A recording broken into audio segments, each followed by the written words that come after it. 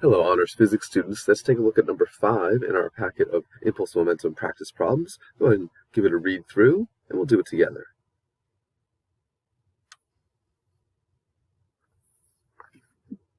So we have two different situations. We have the clay and we have the bouncy ball. The clay is interesting. It hits the ground and comes to rest, but we'll do the bouncy ball situation here. And you can do a similar solution for the clay if you want to try it again. So here we have the bouncy ball approaching the ground in the before picture and leaving the ground in the after picture.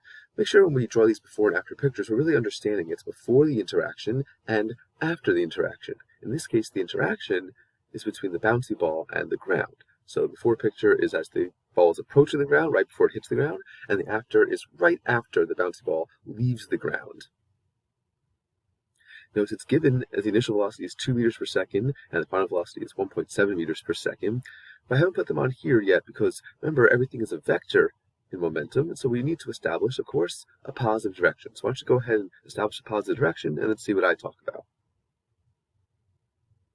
Now you know that our usual strategy is calling the initial direction of motion the positive, in which case we would call down positive. And you certainly can do this with calling down positive, but you know what? We're actually going to go against convention here.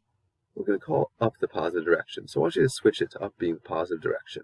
I know it seems a little bit strange, but it's going to pay off later on. Maybe you wouldn't have known to do that, and maybe you already chose up as the positive. Okay, but for our solution, we are going to call up the positive direction, which means you want to put some signs on the initial and final velocities. Why don't you go ahead and put the proper signs on V0 and VF. Since we're calling up the positive direction and V0 points down, that's going to be a negative 2 meters per second. VF is already pointing up, so it's going to be a positive 1.7 meters per second. Okay, so now I want you to go ahead and pause the video and go ahead and solve the problem on your own.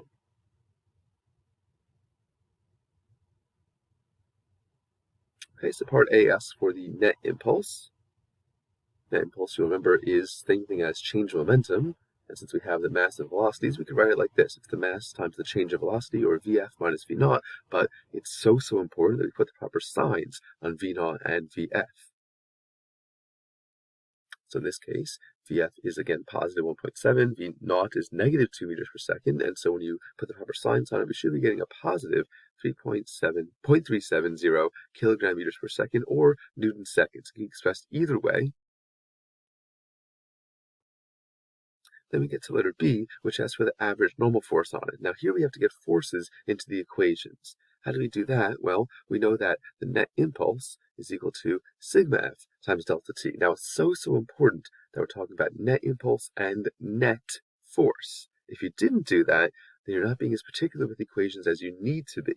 In letter A, we found the net impulse, and net impulse goes with net force, which we can then rearrange to say sigma F equals J net over delta T.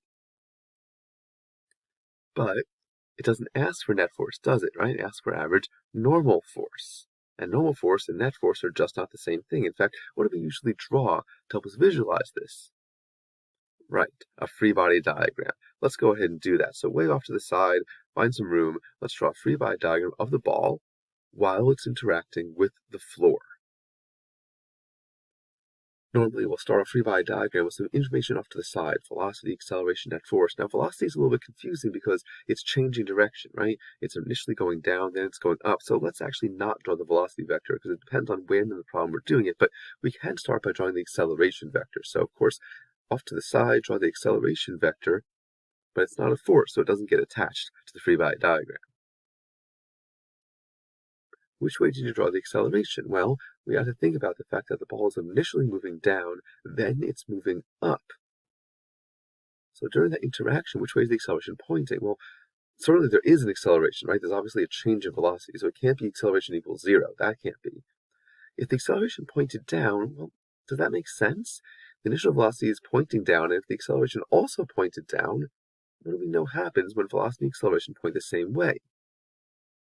Yeah, that means the object speeds up, and that doesn't make any sense. That would mean that the ball was speeding up going through the floor? That doesn't make sense. The only thing that makes sense is that the acceleration points upwards. It's initially moving down, and then it changes direction to point up. That has to be an acceleration in the opposite direction. So the acceleration has to point up. And of course, we know net force and acceleration always point the same way, which means the net force points up as well. But that's still not what we're being asked for. We're being asked for normal force. So what do we do next? Well, we draw the forces. And you know, what force do we always start with? Right, the force of gravity pointing straight down. The reason we start with the force of gravity is that we don't want to forget about it. Even though the problem asks for normal force, the force of gravity is always still there. So we draw the force of gravity pointing straight down, mg, and we can go ahead and calculate the weight. You don't have to show work for that, right? It's a pretty simple calculation. You need 0.98 newtons. Okay, so there's our force of gravity. Now we need, of course, the normal force. We know it's going to point straight up because the surface is horizontal. But how should we draw the normal force compared to the weight? Equal, larger, or smaller? Go ahead and draw your normal force. Well, normal force certainly can't be equal to the weight because then there would be zero acceleration. We've already established there's an acceleration pointing upwards.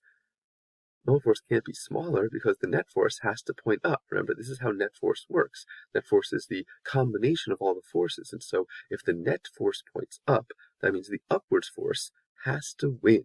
And so we're going to draw a very large normal force compared to weight.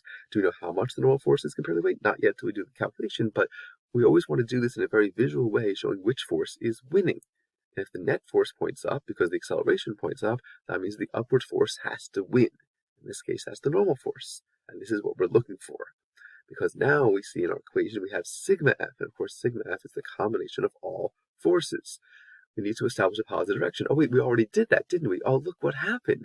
We called up the positive direction and the net force points up. Oh, that's why it's a really good idea to call up the positive direction in this particular problem. So we're calling up the positive direction. We're going to build up sigma F like we always do by combining the forces and putting the proper signs on them. So why don't you go ahead and do that, then rearrange the normal force and solve.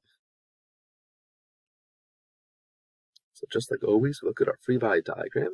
Normal force is pointing up. We're calling up the positive direction. That's going to be a positive normal force. mg is pointing down, but up in the positive direction. That's going to be a negative mg. So we should have this. Positive n minus mg equals j net over delta t. And now we're solving for normal force. So normal force equals mg plus j net over delta t. And now we just literally put the numbers in. We should be getting a final answer of 8.38 newtons. Clearly, normal force is not equal to weight. Look at this. It's a huge difference between the normal force magnitude, 8.38, and the weight magnitude, 0.98 newtons. So we need a very large normal force to act on this ball to not only stop it, but return it back in the opposite direction, not even at the same initial speed. This is a very typical sort of problem here, where if a bouncy ball, it certainly won't come back at the same speed. If you ever drop a bouncy ball, it doesn't return to the same height, which means it's going to have a different speed coming off the floor than it had coming at the floor.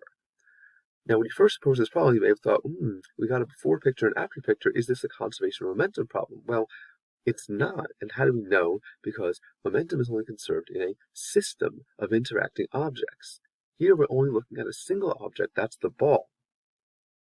An object by itself cannot have conservation of momentum unless there are no net external forces acting on it. And certainly there are external forces acting on it because the floor is acting on it and the earth is acting on it. That's what we see here in our free body diagram. So when we're looking at a single object at a time with forces acting on it, that is not a conservation of momentum problem. The momentum of this object clearly changes because we can see its velocity changing. So we want to make sure as we approach problems, we understand when we're doing a conservation of momentum sort of strategy and when we're not.